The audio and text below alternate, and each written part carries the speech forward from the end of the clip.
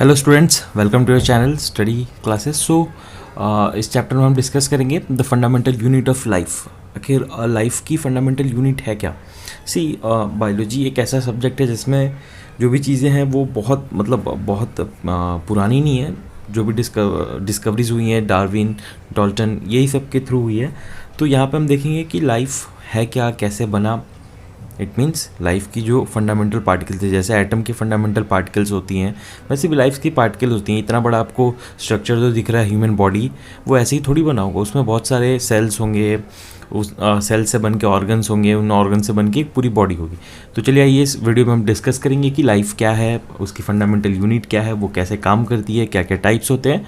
तो जैसा कि आप देख सकते हैं यहाँ पे ये क्या है, सेल। सबसे पहले हम यहाँ पे देखेंगे व्हाट इज़ सेल।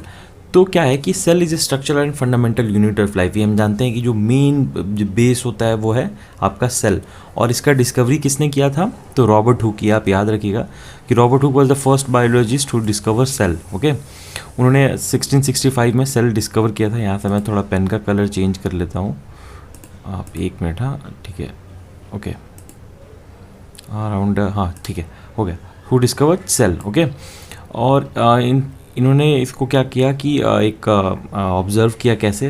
क्रॉक एक होता है कि पेड़ की पत्ती, पेड़ की छाल को हम बोलते हैं कॉर्क, अंडर ए कंपाउंड माइक्रोस्कोप के थ्रू। और नोटिस किया कि उसमें स्ट्रक्चर्स हैं और वो स्मॉल छोटे छोटे रूम हैं। उस रूम को ही उन्होंने क्या बोला, सेल्स। ओके, तो ये था सेल क्या है, किसने डिस्कवर किया, कैसे डिस्कवर किया। अब जो अगला चीज़ है वो है आपका सेल थ्योरी। या आखिर थ्योरी है क्या, सेल काम कैसे करता है। तो सेल थ्योरी मेनली 3 साइंटिस्ट ने मिलके दिया था, Matthias Schleiden, Theodor Schwann and Rudolf विक्रो, who were the German scientist. The cell theory state that, cell theory क्या कहती है कि all living organisation are composed of 1 और मोर सेल। जितने भी इस धरती पे जितने भी लिविंग ऑर्गेनाइजेशन हैं वो एक या एक से ज़्यादा सेलों से बने। एक सेल वाला अमीबा, एक से ज़्यादा सेल प्रोटोजोआ, आगे वगैरह वगैरह, एक से ज़्यादा सेल बने। और सेल जो है वो बेसिक स्ट्रक्चर है, मतलब सेल के नीचे कुछ नहीं है, जो है सब सेल के ऊपर ही है। सेल जो है वो बेसिक स्ट्रक्चर है। अब उन्होंने एक और पॉइंट रखा, यहाँ पे आप पॉइंट 3 देख सकते हैं कि cell arises from pre existing cells. It means कि जो सेल आया है वो पहले वाले सेल से आया है। ऐसा नहीं है कि कोई और सेल आ गया, नहीं, वो पहले वाले सेल से ही होके आया है। ठीक है, प्री एग्जिस्टिंग सेल यहाँ पे आया है। ठीक है, नेक्स्ट पे हम चलते हैं।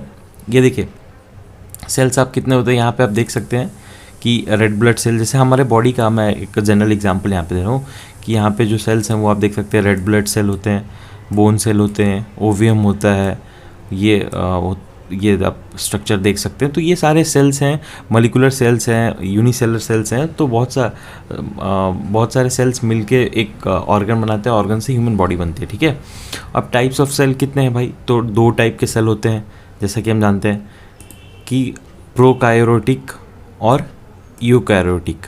तो ये जो प्रोकायोटिक होती है ये जनरली ओल्ड होती है, ओल्ड टाइप की सेल होती है। ठीक है, और ये जो यूरोकैरियोटिक होती है, ये जो होती है ये न्यू होती है, मतलब इसमें एडवांसेस होते रहते हैं। तो जनरली हमें जो फोकस करना है वो है यूरोकैरियोटिक पे, लेकिन प्रोकैरियोटिक भी हमें पढ़ना है। ठीक है, तो हम इनका देख लेते हैं क्या क्या इनमें सिमिलैरिटीज़ है, डिफरेंसेस हैं। तो प्रोकैरियोटिक सेल में कोई न्यूक्लियस नहीं होता। ठीक है, दे हैव न्यूक्लियोइड। इनके अंदर क्या होता है, न्यूक्लियोइड होता है। ओके, प्रोकैरियोटिक में न्यूक्लियस नहीं होता, इनके अंदर न्यूक्लियोइड होता है। ठीक है, और इनके अंदर क्या होता है, सिंगल माइक्रो ऑर्गेनिज्म होता है। जैसे बैक्टीरिया, उसमें सिंगल माइक्रो ऑर्गेनिज्म, सिर्फ बैक्टीरिया में सेल्स रहेंगे और कुछ नहीं रहेगा। और इनका भी हेरिडिटरी मटेरियल डीएनए और आरएनए है। ठीक है, प्रोकैरियोटिक ये बाइनरी फ्यूजन से मतलब रिप्रोड्यूस होते हैं। ऑफकोर्स सेल डिवीज़न आप जब पढ़ेंगे, उसमें मैं पढ़ाऊंगा भी, तो उसमें बताऊंगा कि कौन कौन से टाइप्स ऑफ डिवीजन होते हैं। तो उसमें ये बाइनरी फ्यूजन से प्रोड्यूस होते हैं। ये सिंगल क्रोमोसोम होते हैं, क्रोमोसोम भी हम आगे पढ़ेंगे। और इनका रेंज होता है जो 0.1 टू 0.5 डायमीटर में होता है इनका। ठीक है, और जो ये यूकैरियोटिक सेल्स होते हैं ये क्या होता है, इनमें न्यूक्लियस होता है, वो भी ट्रू न्यूक्लियस होता है। ओके, ऐसा नहीं कि न्यूक्लियोइड होता है, इसमें न्यूक्लियस होता है। दिस बोथ कैटेगरी इन्वॉल्व्स सभी, जैसे प्लांट हो गया, फंगी हो गया, प्लांटिया, एनिमल्स, जो भी मेन चीज़ें हैं जो अभी हम आसपास देख पा रहे हैं, मतलब आइज़ के थ्रू, वो सारे इसमें इन्वॉल्व होते हैं। उसका इसका भी हेरिडिटरी मटेरियल सेम होता है आरएनए डीएनए, और इसमें भी जो मतलब प्रोडक्शन होता है, इनका जो डिवीज़न होकर ये आगे बढ़ते हैं, तो इनमें भी वही बाइनरी फिजन होता है। इसमें मोर देन वन क्रोमोसोम होते हैं, और इनका साइज़ प्रोकैरियोटिक से 10 to 100 होता है डायमीटर में। ओके, तो अभी नेक्स्ट चलते हैं। यहाँ पे मैं इमेज आपको दिखा रहा हूँ, आप देख सकते हैं प्रोकैरियोटिक, इसमें pilus, capsule, cell wall, plasma membranes, nucleoid, cytoplasm, ribosome, सबके बारे में हम पढ़ेंगे नेक्स्ट। मैं अब बस इमेज के लिए आपको दिखाया हूँ ताकि आप थोड़ा सा अंडरस्टैंड कर सकें कि क्या क्या डिफरेंसेस हैं। और यूरोकैरियोटिक में देखिए कितने सारे हैं यहाँ पे, आइलोसोसोम, गोल्गी बॉडी, पेरोक्सोसोम, माइक्रोकॉन्ड्रिया, उसके बाद राइबोसोम जो कि उसमें भी है, न्यूक्लियस है, न्यूक्लियस है, उसके बाद प्लाज्मा मेम्ब्रेन्स है। तो यूरोकैरियोटिक सेल थोड़ा सा एडवांस होता है। ओके, यहाँ पे आप देख सकते हैं कि अब हम पढ़ेंगे सेल स्ट्रक्चर। जैसे हमने बात किया कि सेल का कैसे स्ट्रक्चर होता है, तो आप देख सकते हैं कि यहाँ पे जो है हम अब वो जो प्रोकैरियोटिक है उसको नहीं पढ़ेंगे, सिर्फ यूरोकैरियोटिक सेल्स पे कंसंट्रेट करेंगे। ठीक है, तो यहाँ पे एक होता है दो टाइप के, एक प्लांट सेल होते हैं और एक एनिमल सेल होते हैं। ये प्लांट सेल आप यहाँ पे देख पा रहे हैं, ये जो मैंने रेड ऐसे कवर कर रखा है ये प्लांट सेल है, और ये जो सेक्शन है यहाँ पे टिक मार्क लगा है ये एनिमल सेल है। ओके, सो प्लांट सेल में क्या होता है, एक मिनट, हाँ ओके, प्लांट सेल में देखिए आप यहाँ पे वेसल्स होती हैं, गोल्गी, मतलब ये सारे मेम्ब्रेन्स होते हैं। ठीक है, प्लांट सेल के। और एनिमल सेल के होते हैं cell membranes, lysosome, nuclear membranes, ribosome, smooth ER, rough ER, cytoplasm, chromosome, okay, centrosome. तो ये सारी चीज़ें होती हैं इनमें। अब इसको हम डीपली थोड़ा अंडरस्टैंड करते हैं नेक्स्ट की स्लाइड में। तो सेल मेम्ब्रेन्स जो पहला मतलब इम्पॉर्टेंट चीज़ है कि आखिर सेल बनते कैसे हैं, तो सेल बनते हैं सेल मेम्ब्रेन से। और भी चीज़ें हैं, लेकिन जो सेल मेम्ब्रेन्स है वो उनका मेन होता है कि ये क्या करता है, सेल मेम्ब्रेन्स क्या करता है, सपोर्ट करता है और प्रोटेक्ट करता है किसको, सेल को। ओके, और उसके मूवमेंट को भी ये देखता है। जैसे ये वो सेल कहाँ मूव कर रहा है, कैसे मूव कर रहा है, उस मूवमेंट पे भी इसी का कंट्रोल होता है सेल मेम्ब्रेन्स का। ओके, ये सभी सेलों में होता है। सेल मेम्ब्रेन्स क्या होता है, सभी सेलों में पाया जाता है, मतलब कोई भी सेल हो, यूनिसेलर, बाईसेलर या फिर प्लांट सेल हो, एनिमल सेल हो, सेल मेम्ब्रेन्स हर जगह पाया जाता है। ये एक तरह से आउटर कवरिंग लेयर होता है सेल का। ठीक है, और इसके अंदर आपका साइटोप्लाज्म, न्यूक्लियस, ये सारे इंक्लोज रहते हैं, और इसको हम प्लाज्मा मेम्ब्रेन्स भी कहते हैं। ठीक है, ये जो सेल मेम्ब्रेन्स आप यहाँ पे देख सकते हैं, यहाँ पे कार्बोहाइड्रेट्स, ये जो अपर पोर्शन ये देख रहे हैं ना, इसी को हम सेल मेम्ब्रेन्स बोलते हैं। कभी कभी इसको प्लाज्मा मेम्ब्रेन्स भी बोलते हैं। कोलेस्ट्रॉल, ग्लाइकोपिलिड, ये सारी चीज़ें इसमें इंक्लूड होती हैं। ठीक है, अभी जो नेक्स्ट है सेल वॉल। सेल मेम्ब्रेन्स हमने पढ़ लिया, outer layer, cell wall. Cell wall क्या होती है कि it is most prominent part होती है सेल स्ट्रक्चर का। इसमें क्या, ये सेलुलोज से बनती है, हेमीसेलुलोज से बनती है और पेक्टिन से बनती है। ओके, तो ये किससे बनती है, सेलुलोज, हेमीसेलुलोज और पेक्टिन से। ये क्या करती है कि ये सिर्फ प्लांट सेल में होती है, ज़्यादातर प्लांट सेल में ज़्यादातर होती है, ऐसा नहीं एनिमल सेल में नहीं होती, होती है बट एक्सेसिवली प्रेजेंट होती है प्लांट सेल में। और इसको ये क्या करती है कि ये आउटर मोस्ट लेयर है एक तरह से, आप देखें तो एक तो वॉल दिख ही रहा है कि ये वॉल है, वॉल मतलब दीवार, दीवार कहाँ बाहरी आदमी बनाता है, तो ये एक आउटर मोस्ट, यहाँ पे देखिए आउटर मोस्ट है। ये न्यूक्लियस हो गया, ये आपका माइक्रोकॉन्ड्रिया हो गया, powerhouse of the cell, ये हो गया क्लोरोप्लास्ट हो गया आपका, और ये इन सबको एक साथ लिए हुए ये सेल वॉल है। ओके, तो ये आपका सेल वॉल हो गया। आगे चलते हैं अब साइटोप्लाज्म।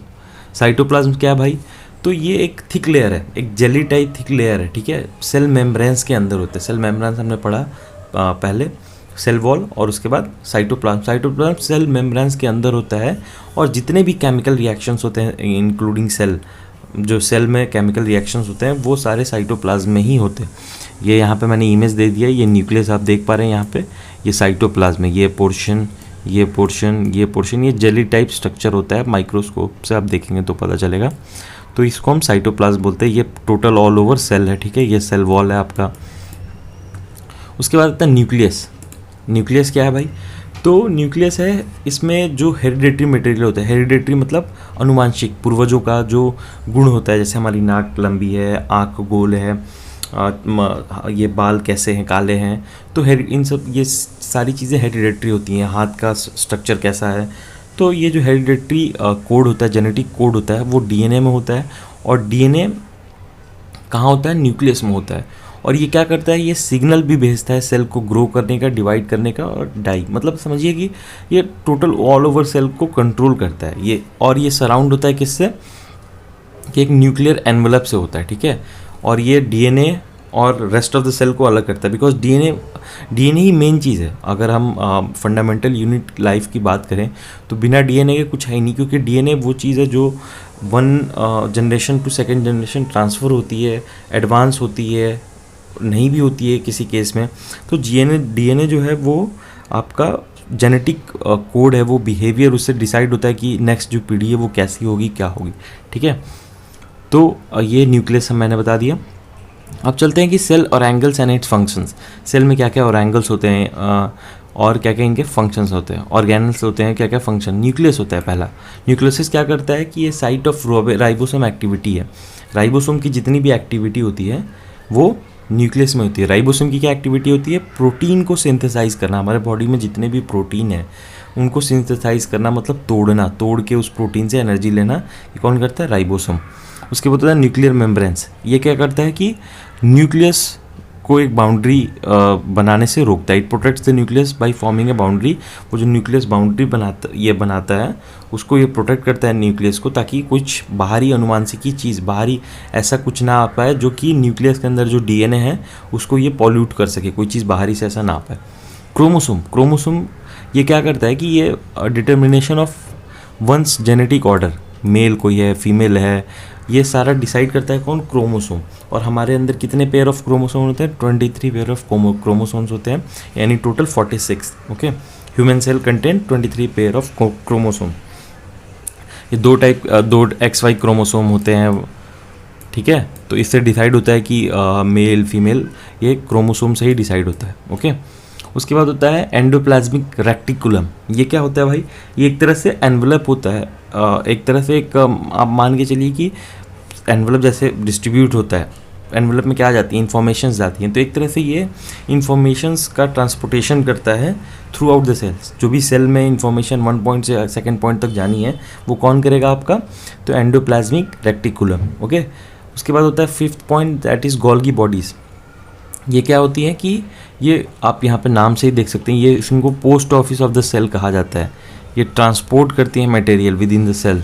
अब ट्रांसपोर्ट मटेरियल क्या क्या सेल में होगा, इन्फॉर्मेशंस हो सकती हैं, उसके बाद न्यूट्रिशंस हो सकती हैं, फूड हो सकता है। Food in the sense cell की जो फूड है उनको क्या चाहिए, तो वो सारी कौन चीज़ करता है, गोल्गी बॉडीज़ करती हैं। इनको आप post office of the cell कहा जाता है। ओके, यहाँ पे मैं इसको हाईलाइटर से मार्क कर देता हूँ, इनको हम post office of the cell कहते हैं। उसके बाद राइबोसोम, मैंने पहले ही बता दिया कि राइबोसोम क्या करता है, प्रोटीन को सिंथेसाइज करता है। उसके बाद माइक्रोकॉन्ड्रिया, ये इंपॉर्टेंट चीज़ है, आप याद रखिएगा। माइक्रोकॉन्ड्रिया को हम बोलते हैं कि powerhouse of the cell due to presence of ATP. अब एटीपी क्या है, energy currency of the cell है, ठीक है। सेल की जो एनर्जी करेंसी होती है उसको एटीपी बोलते हैं, और माइक्रोकॉन्ड्रिया को हम बोलते हैं, माइक्रोकॉन्ड्रिया को powerhouse of the cell, ठीक है। तो ये काफ़ी इंपॉर्टेंट लाइन है, आप इसको मार्क करके याद करके रखिएगा। Post office of the cell किसको बोलते हैं हम, गोल्गी बॉडीज़ को। Powerhouse of the cell बोलते हैं किसको, माइक्रोकॉन्ड्रिया को। अब आखिर सेल तो डाई करेगा ना भाई, सेल को तो कहीं ना कहीं मरना ही है, क्योंकि तभी तो नई सेल होगी, डिवीज़न होगा, डाई होगा, तभी तो नया सेल आएगा। तो कहाँ मरता है, लाइसोसोम में। और लाइसोसोम को हम क्या बोलते हैं, suicidal bag of the cell, ठीक है। तो ये 3 पॉइंट आपको इसमें से हमेशा याद रखना है कि powerhouse of the cell और energy currency of the cell क्या होती है, एटीपी। एटीपी को हम बोलते हैं energy currency of the cell. उसके बाद post office of the cell, Golgi bodies यहाँ पे, ठीक है, और ये लाइसोसोम। अब हम चलते हैं अपने नेक्स्ट स्लाइड पे कि सेल की कैरेक्टरिस्टिक क्या होती है, मतलब उसका गुण कैसा होता है। गुण इन द सेंस कि वो बिहेवियर कैसा होता है, उसमें क्या क्या चीज़ें होती हैं। तो सेल क्या करता है कि ये नेसेसरी स्ट्रक्चरल सपोर्ट है किसी भी ऑर्गन, मतलब किसी भी जीव का। आप लिविंग ऑर्गेनिज्म ले लीजिए, सेल क्या है कि प्रोवाइड नेसेसरी स्ट्रक्चर। उसका स्ट्रक्चर कैसा है ये सेल ही डिसाइड करता है। जेनेटिक इन्फॉर्मेशन डीएनए सेल में प्रोड्यूस होती है। उसके बाद ये सारे इसमें और ऑर्गेनल्स जो होते हैं वो किसी भी लिविंग ऑर्गेनिज्म को डेवलप करने में हेल्प करते हैं। उसके बाद माइक्रोकॉन्ड्रिया होता है, इसमें मैंने बता दिया आपको, ये इसकी एनर्जी को प्रोवाइड करता है। लाइसोसोम होता है, ये क्या करता है, मेटाबॉलिक वेस्ट को और फॉरेन पार्टिकल्स को डाइजेस्ट करता है, इसीलिए लाइसोसोम बहुत ज़रूरी है। फॉरेन पार्टिकल्स, फॉरेन इन्वेंशन, कोविड-19 आप देख ही रहे हैं ये वायरस कैसे फैल रहा है। और हमने देखा इंडोप्लाज्मिक रेक्टिलियरम, ये क्या कहता है, प्रोटीन को सिंथेनाइज करता है ताकि उसको ये प्रोसेस कर सके। ओके, अब हम बात करेंगे सेल डिवीज़न का, क्या ठीक है ये सेल तो हो गया, कैरेक्टरिस्टिक भी हो गया, अब इसको डिवाइड कैसे होते हैं सेल। तो दो इसके प्रिंसिपल्स होते हैं सेल डिवीज़न के, एक होता है मीटोसिस और एक होता है मेयोसिस। ओके, मीटोसिस में क्या होता है, जो पेरेंट सेल यहाँ पे आप देख रहे हैं, डीएनए रेप्लिकेट हुआ, डीएनए तो बिल्कुल रेप्लिकेट होता है यहाँ पे, और ये दो टूट के हो गए, ठीक है, 2 डॉटर सेल हो गए यहाँ पे, एक ये और एक ये, ठीक है। और मियोसिस में क्या होता है कि पेरेंट सेल हुआ, डीएनए रेप्लिकेट हुआ, और यहाँ से ये 2 फर्दर टूटे, यहाँ पे 2 डॉटर सेल्स बने, और इनके भी 4 डॉटर सेल्स हो गए। तो यहाँ पे 1 2 3 4, मतलब मिटोसिस में एक पेरेंट सेल है तो 2 डॉटर सेल होगा, मियोसिस में एक पेरेंट सेल है तो 4 डॉटर सेल होगा। ये चीज़ आपको याद रखनी है, यहाँ पे 4 डॉटर सेल होगा, यहाँ पे 2 डॉटर सेल होगा। यहाँ पे देख सकते हैं कि जो मिटोसिस है कि ये प्रोसेस क्या करता है कि रेप्लिकेट करता है exactly themselves. Mitosis is observe in almost all the body cells including eye, skin, hair and muscle. जब ये हम ट्रांसफ़र होता है तो एग्जैक्टली सेम रहता है, ठीक है। और मेयोसिस में क्या होता है कि स्पर्म्स होते हैं, एग्स होते हैं, ये produce institute of identical daughter cell called as meiosis. Okay, हमने एक पॉइंट पढ़ी थी बाइनरी फ्यूज़न, जब हम बता रहे थे, यहाँ पे आपको हम दिखाते हैं, जब मैं आपको ये बता रहा था कि ये मैं जब दिखा रहा था कि यहाँ पे प्रोकार्योटिक को कैसे होता है, ये आप देख सकते हैं। प्रोकार्योटिक जो होती है ये बाइनरी फ्यूज़न के थ्रू होते हैं। अब बाइनरी फ्यूज़न क्या है, तो यहाँ पे हम देखेंगे कि जो बाइनरी फ्यूज़न है ये single celled organism like bacteria होता है, और वो एक दूसरे को रेप्लिकेट करते हैं किसके थ्रू, बाइनरी फ्यूज़न के थ्रू। तो ये ओवरऑल था सेल पे आपका होल टॉपिक। इसकी पीडीएफ आपको मेरे चैनल स्टडी क्लासेस पे मिल जाएगी, डिस्क्रिप्शन में लिंक दे दिया मैंने, वहाँ पे ज्वाइन कीजिए और चैनल को लाइक कीजिए, सब्सक्राइब कीजिए, अपने दोस्तों के साथ शेयर कीजिए, और कमेंट्स कीजिए कि क्या मैं इंप्रूव कर सकता हूँ और क्या क्या आपको चाहिए इस पर, ताकि मैं इस पर और आपको डिटेल्स में अच्छे से इन्फॉर्मेशन प्रोवाइड कर सकूँ। तब तक के लिए अपना ख्याल रखें।